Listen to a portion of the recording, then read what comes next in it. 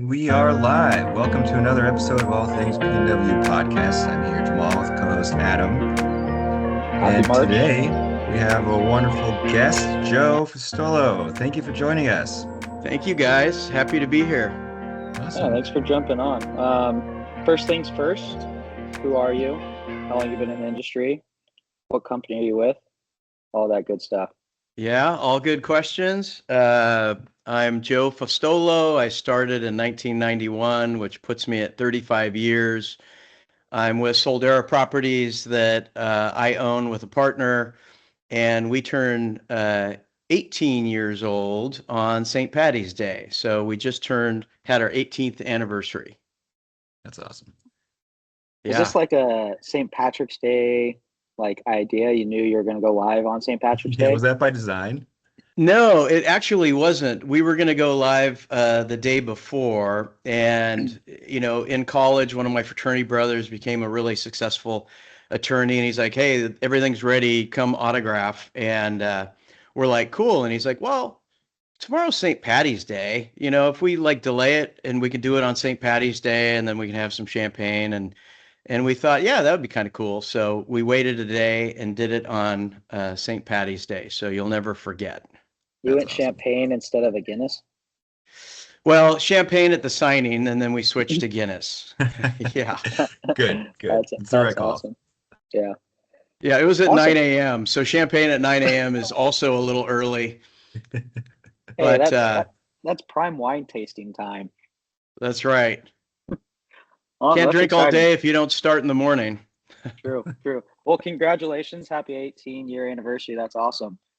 Thank you. That's Appreciate it. that's really cool. 18 years in this industry is crazy as you probably know.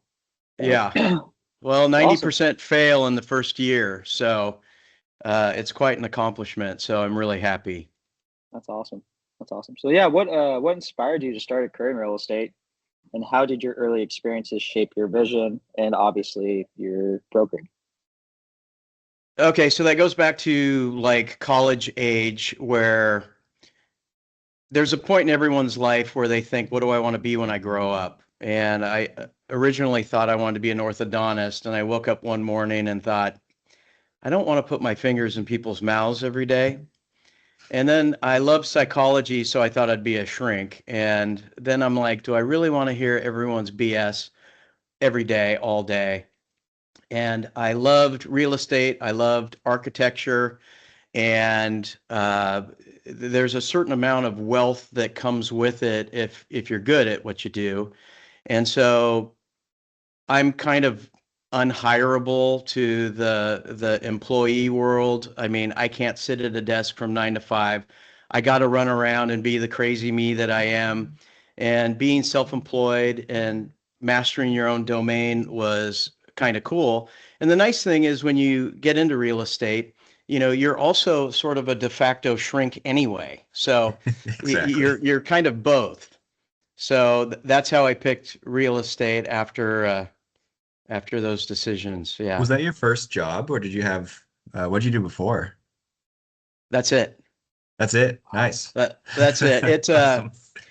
I did have one job while I was studying for my license, and it was real estate related, BMDA, Builder Material Dealers Association. And if the builder doesn't pay the subs, you can lien the property. And I had to go survey the property, and I was only there for like 3 months, and then Yeah. got my sheepskin, and then jumped into real estate. So yeah, Awesome. That's cool. never a McDonald's employee or anything like that. Yeah. I'm always just curious. Everyone has such different stories. So, um, yeah, Yeah, that's, Jamal came from tech world, pretty Oh sure, yeah. correct? yeah, I was working for a biotech, but I had been getting weekly lunches with my good buddy who was a realtor for, gosh, maybe 6 years before I joined. So I kind of had a feel for what the world was and kind of watched his success as the years went on. And yeah, I think it was a good foundation. You learn a lot in the corporate world. I think I needed it, kind of help you establish some structures. But if you know what you want to do, then I mean, you know what you want to do. Sure. Well, I mean, I did have other jobs, so I didn't think college really counted, but I was a bartender, I was a waiter, I worked in a cafe, I did all those cool things. So Yeah. that was just for mad money, but out on my own, I really only had one job. Yeah. I was a failed professional golfer. Yeah, but it still makes you a great non-professional golfer. So that's something. I don't have that on my resume. Well, 18 years you mentioned yesterday. Can you take us back to the beginning of Soldera? Yeah, so I've been doing this 35 years, and about 17 years into it, my business partner, Patrick, and I noticed that there was an extreme need, and none of the real estate companies provided that. So the real estate companies back in the day charged a hellacious amount of money, paid for and provided nothing, and they weren't very accessible on support. And if that's enough to make someone clean out their desk and say, hey, I'm going to a different company, or I'm going to create one that's better, that's a repellent. And our idea was, let's create a brokerage made by brokers for brokers. And instead of like our mission being, hey, we want to increase our ROI year after year, and it's like we want the happiness of our brokers.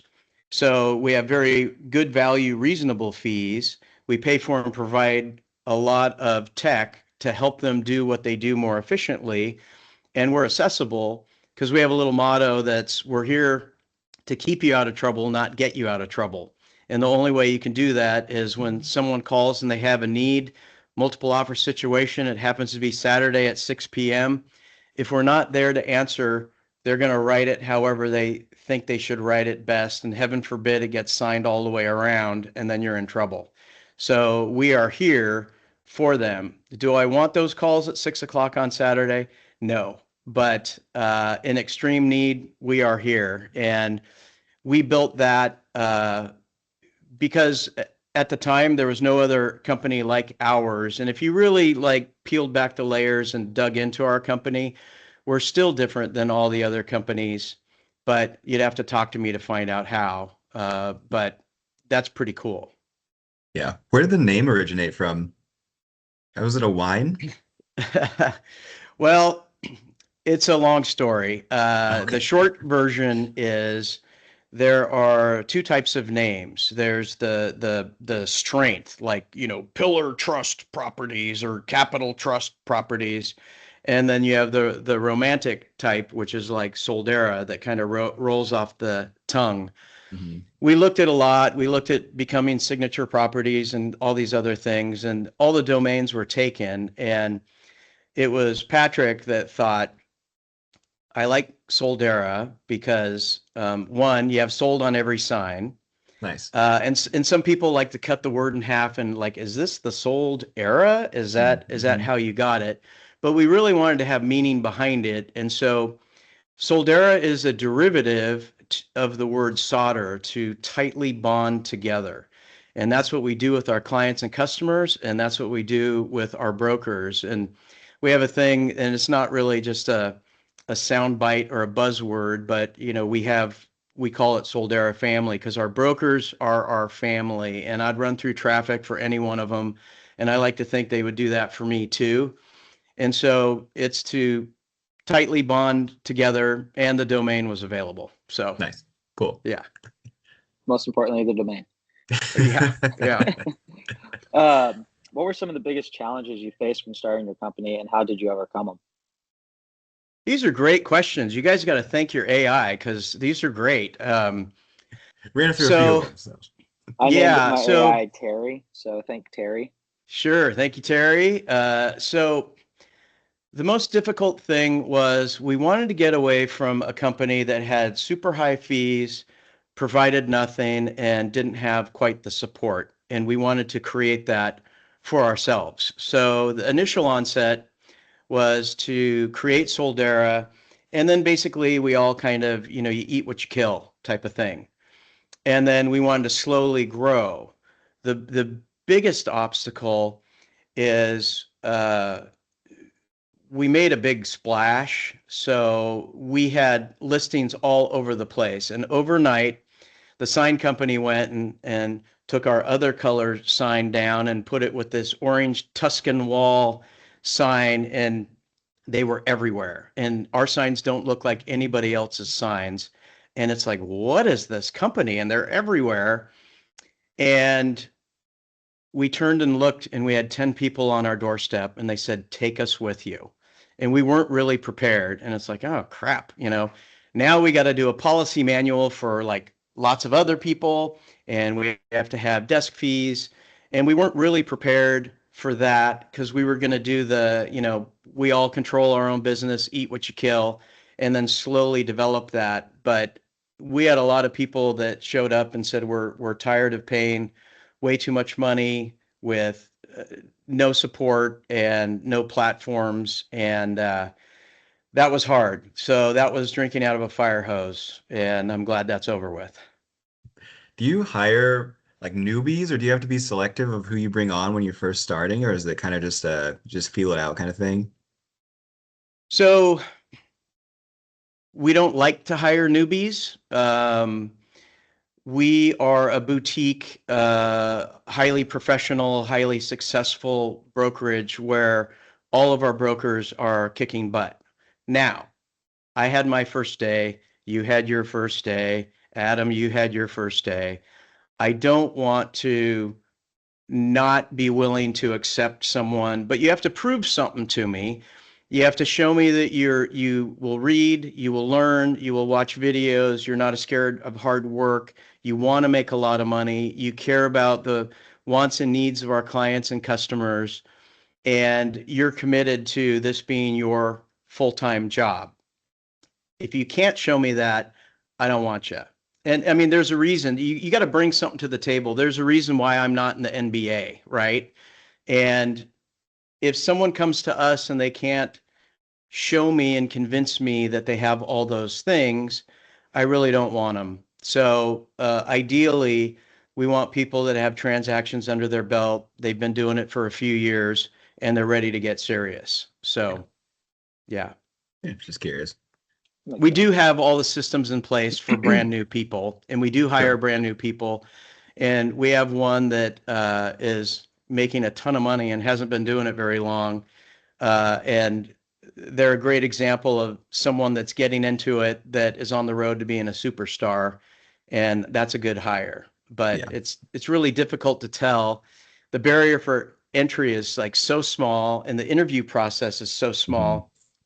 Every once in a while, you interview someone with time release crazy. They interview really well, and then 3 months Yeah. go by and they're busy and they have deals all over the place and they're comfortable because they know people and they just kind of go bonkers. And we're slow to hire, quick to fire, and I think our filters are better to see the time release attitude people. Yeah. So Yeah. I was wondering if your psychology background had something to do with that.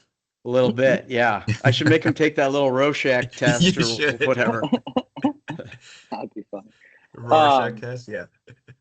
That was actually my favorite subject in college, psychology. Were there any pivotal moments or decisions that significantly shaped Soldera's growth?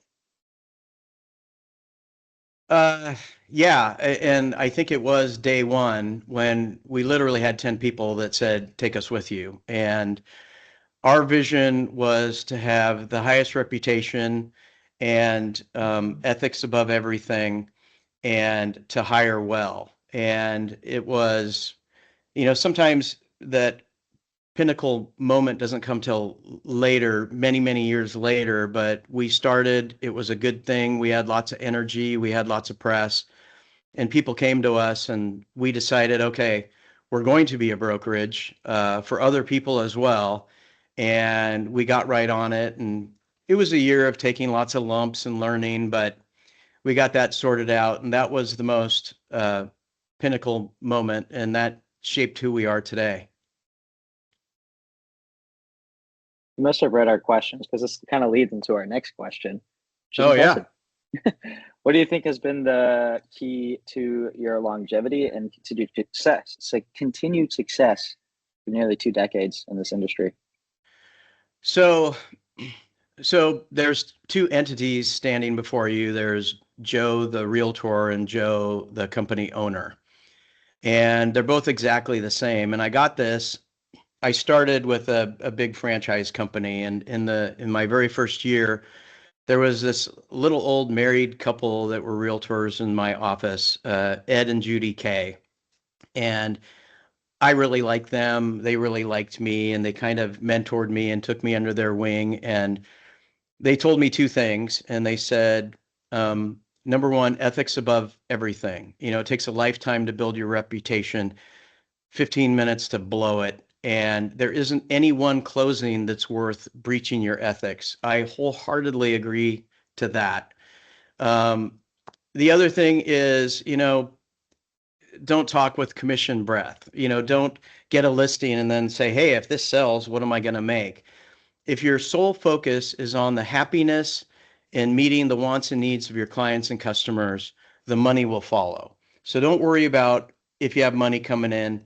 Focus on the happiness of your clients, and then that will snowball, because you don't make any money selling a home for somebody or to somebody. Where you make money is you sell all the homes to and for them the rest of their life. Oh, and their best friends and their family and the people at work and the people at Rotary and the people at church. And so you need to build that reputation and under promise, over deliver. And then the other two things I added that were personal, that both start with life's too short. And one is life's too short to work for an asshole. So if I can identify someone that has a little assholery in their attitude, I will not work for that person. There's a million realtors out here. Someone will work for you. It ain't going to be me. Second thing is life's too short to own bad real estate. I've had lots of rentals, lots of flips, lots of investment, lots of primary homes. They have all had something special. Riverfront view, golf course, outstanding neighborhoods with outstanding schools. So I never wanted to buy a property in a subdivision where you come home late at night and you're tired and you pull into the wrong driveway because they all look exactly the same except for the numbers on the address. So always something special, but really pertaining to the real estate side, it's ethics and professionalism, and both in personal and ownership. Yeah. I mean, it's interesting because it seems like with just the rise of, AI, kind of we were talking about earlier, and just there's so many people who maybe seem to be taking the personalization out of the process. Do you think you see that more now? And how do you see that happening in the future? Like, how do you keep the human aspect of it? So you keep the human aspect of it. That's what you do. I believe in the road less traveled. So if I'm fly fishing and I go to a spot and I see wet boot marks on a rock, I ain't going there, right? I'm going to go to the section of the river where you have to cut through blackberry bushes and no one goes there, but these fish don't see what you're throwing at them. So AI is an amazing tool to make us more efficient, but you can't get rid of the personal aspect. Because everyone wanted to save money, and now I want to do an email blast to everybody because it doesn't cost anything. Snail mail all of a sudden looks good again. Nobody's doing it. You got to create the thing and print the thing that you're mailing and pay for postage and all that stuff. So back in the day, you'd be one of 30 postcards a month that people might get. Now you might be, one of five. And so the road less traveled is great, and you got to have the personal connection, or AI will just take over the world, and there will be no lenders and no realtors and no nothing. So Yeah, you I gotta you agree. gotta maintain that personal aspect. I mean, you're at Tom Ferry on Tuesday, and he mentioned that quite a bit. Very AI heavy conference. Yes, AI will make the efficient business person more efficient, but it will never take our place. And there is a human aspect, especially the older generation. I mean, the older generation, look, I could send an offer over in 80 pages digitally and they can sign it on their phone while driving. But the older the clientele, I mean, I might have to print 80 pages and take it to their house and highlight everything and then scan it. So you got to kind of match the communication style to the person you're talking with. But above all, you have to be there for them. And that gets lost a lot, especially in teams. You know, you have this great big team and you're the person controlling the sled dogs, you know, but then they have all their sled dogs do all the work, right? And then they just kind of show up every couple of weeks and say, hey, here's an update. Uh, you need to have, I mean, we're selling people's largest material asset. That's not something you want to screw up. It's kind of like health and real estate. You don't want to hire a heart surgeon that's going to bugger up your, you know, quadruple bypass, and you don't want to hire some knucklehead to control your largest material asset. And they need to know that you are there and working every day. So you got to have that human communication and contact. I had a transaction just recently, older couple, and we had to do everything via wet sign. I was Yeah, like, I haven't done this since like my first year. And it's they were like, painful. they're like, I'm not doing DocuSign. I hate it. I hate it. And at one point he threw his computer and I was like, okay, I know how we're going to be handling this going on. Yeah. Nicest guy in the world. But when it comes to technology, he hated it. Yeah, it's painful. And they always want you to drive to them and they happen to be you know, 40 minutes away and Yeah. yeah, At 5 o'clock through traffic. Yep. on a Yep. Saturday. Yeah. And yep. And that's exactly what I did. His wife was the sweetest lady ever, like 82 years old. Every time I'd come over, she had cookies ready. So you know what? Gained a few pounds, but gained a friendship. There you go. Kind of piggybacking on technology, AI, how has the real estate industry changed since you started, and has Soldera adapted to those changes? So, yes, we have adapted and it's changed a lot. So, uh, God, I hate saying this, but when I started before the internet. The monitors were green with a blinking rectangle, and you were just connecting to a server. It really wasn't internet based. It was terrible. And then if you want to see the listings, they would print a phone book of listings every 2 weeks that had 9 listings on a page, and that's how you did it. And the lockbox was this big church key that you stuck in the side of the lockbox, and then you had like a bike top type combination, and you put your little code in, and then you click it open.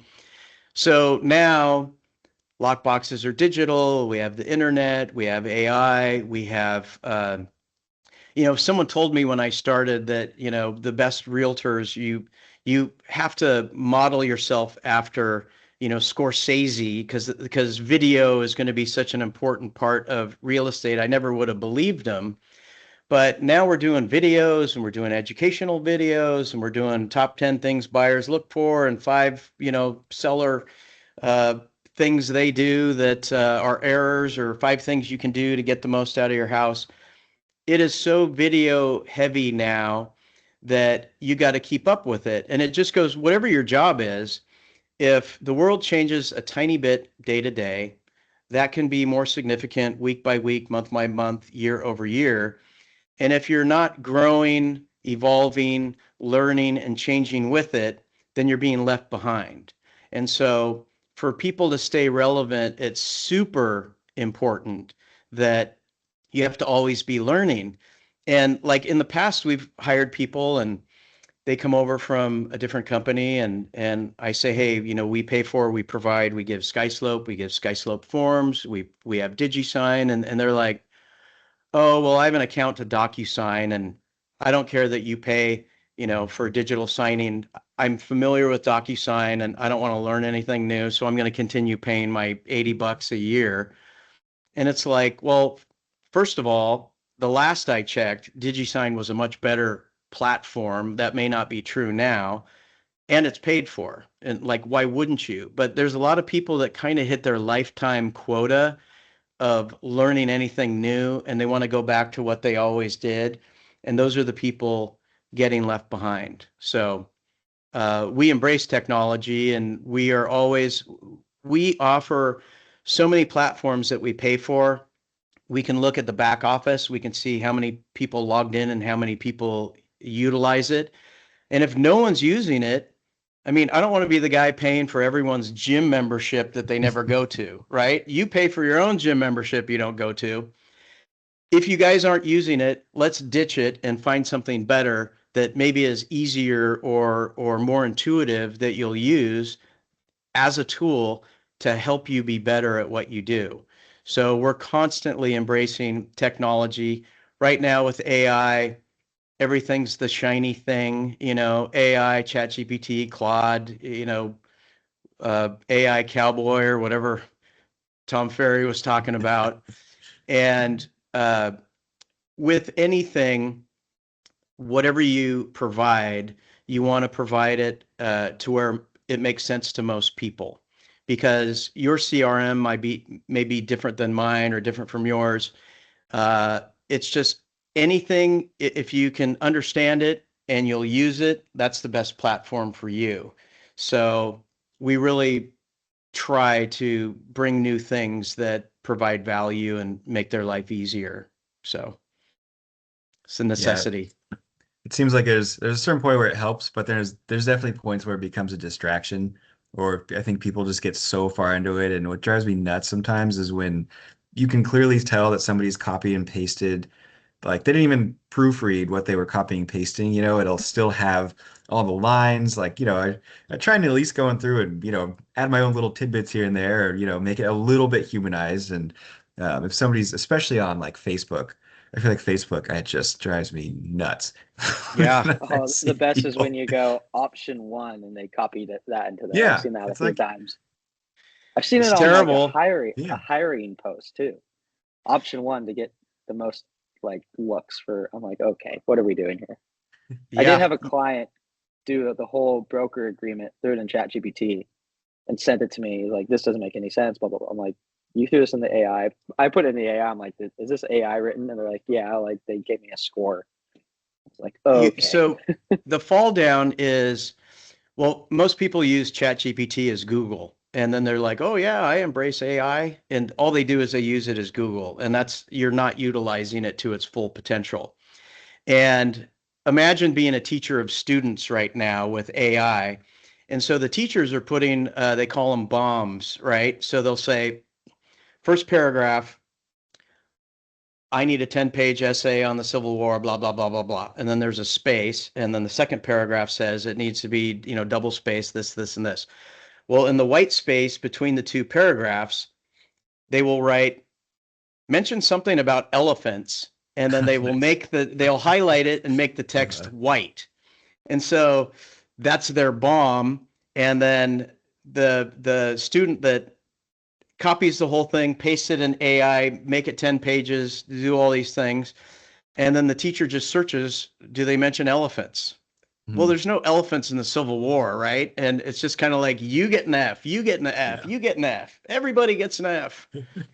So That's hilarious. It's you just do need to modern. read it, Yeah. and you do need to make sure it makes sense, and more importantly, sound like you, be informative, non-salesy, and explain it to that client's level of education.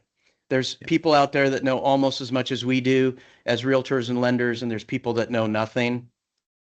That's a different email, right? The people that know everything don't want to know the inside baseball. They just give me the bullet points, and the people that know nothing need a little more nurturing and hand holding, Yeah. and so you got to develop it. And really, I spend more time telling AI the tone than really what I dictate to it. I want it to sound friendly and non-salesy, and I use it to write my remarks in uh, for the houses, and I say, don't use the word plethora, don't use park-like setting, don't Yeah. use all these other things, and it spits it out, and it knows me now. So it Mhm. actually knows that I'm Joe. My wife is Sarah. I own Soldera properties. I'm a realtor. I mean, it's scary. I always say please and thank you, just in case it ever does get pissed off. It's not gonna like turn off Right. my, air hose in the middle of the night or Yeah. When the robots come for us, they'll spare you. yeah, yeah. This is one of the nice ones. Yeah, it's I interesting. I, know. I use mine. Well, we have our CRM intertwined. It's a mortgage company. We built our own, and it references our databases and our guidelines and all of that. But I also use it to schedule my day, just because each morning I just have it programmed to plug in my meetings, my calendar, just so I have a bit more structure. And I've Yeah. been doing it for, I guess, since the summer, and I've seen my production go up. I think it's largely just because it keeps me on track. And, every hour or so, and I'm start to get distracted or something, it's like, hey, it's time to clean up a file, or it's time to, go look for, prospect or something like that. Yeah. Yeah. Tom Ferry is You huge you on need to that in my schedule meeting. that the night before so everything's out of your head. When you go to bed, you're going to bed to sleep and you're not like, oh gosh, I got to remember to send that pre-approval letter to that guy tomorrow morning, and oh, I gotta do the CMA for somebody. You want to do it the night before so it's out of your head. You don't have to try and remember it, and then you wake up and then you burn through it. And like Tom Ferry, I like Tom Ferry. I used to follow Mike Ferry, which was his dad or is his dad. And the first half of the seminar, I didn't really get much out of it. And the only thing he really said that I wrote down was create a checklist. Well, if that's new information to you, you have a lot more problems than than Yeah. than that. And I don't even know why I wrote it down. I just really wanted to write something into my blank notebook. Mhm. The second half of the day when he jumped into AI was really more fast and furious, more my pace. And he talked about AI, and I think he has, let's say you have 100 slides. In the morning, he was really trying to get everyone motivated, and he wanted, audience participation, and he kind of has his own little stand-up routine for humor. And I think he got through maybe 30. And so after lunch, he's like, I got 70 more slides to burn through. And I wish the whole thing was like that. But uh, yeah, it was good. And his only job is to let realtors know what they don't know. And that's how you sell coaching. Ah, Let them know that there's all this stuff out there that you are absolutely clueless on. And that's how you sell coaching. And I'm a big fan of coaching. I think you can extract a lot, especially the first year. You can go up 5x. The second year it's more difficult, and the third year it's more difficult. So I recommend everyone do it at least for a year. mhm. Yeah. Yeah, Tom Ferry. That was my first time going to Tom Ferry. It was pretty eye opening Yeah. on his intakes. Um, what are you most proud about, Soldera, after 18 years in business, and what do you envision for your next 18 years? So most proud about our processes. We're boutique. We never wanted to be a franchise. We never wanted to have 1,000 brokers. We didn't want to have 5 brokers. So we fall right into the mid-size boutique brokerage, and we are proud of our mission statement is, aside from our clients and customers and their happiness, the happiness of our brokers. Because honestly, there's a little bit of a laziness factor in it. When brokers come to us and they say, hey, we want to join, there's an onboarding process that we have to go through, which is a kind of a long process. Our onboarding is outstanding, but it eats a lot of resources. And then you have people that really don't do anything for 6 months, and then they decide, well, I'm going to go over here because it's cheaper or whatever reason. They have the special sauce. I'm going to be all of a sudden a high top producer over here, and they never think that maybe the common denominator is them. And then there's a big offboarding thing. And so I don't want to be onboarding and offboarding, having people that come to us that don't do any business, and then you have to like take them away from everything. So we really, really hired well, and all of our brokers are all stars, and our reputation is amazing because of it. And I think that's more important than pretty much anything, because you can talk to somebody who's like the most successful car salesman in the world, but if this person has a reputation of being shady, you're never going to use them. So our reputation's great, our model is great, and the biggest compliment to us is having brokers retire with us. We've had many people retire with us. They've been with us 10 and 15 and 18 years. And that's a great big compliment. And what they get out of it is great value as far as fees, lots of platforms, and super accessible because we're really nimble. So we are there. They call, we are there. And I think that's super important. And then they get to cross off their bucket list of, in 2 years' time, what's the next brokerage I'm going to work for? And one thing, we have a wonderful broker named Vicky Bai, and she said, "Can I be candid with you?" And I said, "Sure." And she's been with us for about a year. And she says, "You know something I don't like about Soldera?" And I'm like, "Oh my gosh, what?" She's like, "That I didn't join 7 years ago." And I'm like, "Oh my God, great. Thank you." Because I thought that was going to be horrible. Yeah. It was going to be bad, but the ultimate compliment. And I know a lot of companies out there say they're different. And it's like, how are you different? Well, here's our fees and here's everything we pay for and provide, just like everybody else. Because it's kind of a buzzword to say, we're different. We truly are different. And there's not enough time in the podcast to kind of tell you. But if anyone cares, I'll sit down with anybody over a coffee or a beer or whatever and let you know. Nice. Perfect. Cool. Um, Go ahead, Jamal. Sorry. I was going to say I think we did miss one question, which was if you had do you have any advice for anyone who was thinking about starting their own brokerage or like anyone in that position, what would you tell them who was thinking about starting that journey? So it's really difficult. People think that people that own brokerages are just crazy rich, you know, killing it. And it's a lot of work. And so uh, what a lot of people do, I have brokers that say, "Hey, if I leave, I'm going to go out on my own." And I'm like, "Maybe you should talk to me." And they talk to me and they're like, "Why the heck would I go out on my own? And then I have to pay my own insurance, E&O insurance and my dues. And then I have to buy everything a la carte, which is really expensive because you don't have the power of people behind you." Mhm. So a lot of people have this dream that you see on HGTV and the Oppenheimer Group and selling OC and all this other stuff. And they think it's, nothing but, champagne and rainbows. And it really isn't. So you need to determine what can you can you take your business to versus what can you take a company to. And sometimes, if you have a company, it takes a lot of time. And I still sell a fair amount of real estate, but if I didn't have what I had with the company, I'd probably triple that. And so you need to analyze, are you better off as an individual with your own team making that money, or do you want to do the long haul and build a company and change some lives and make it better? And if you do a good job at it, you will continually grow and then you'll make money two ways. The real estate you sell, which is a little bit less, but you get paid through the company as well. Yeah. So it's really, really a big decision.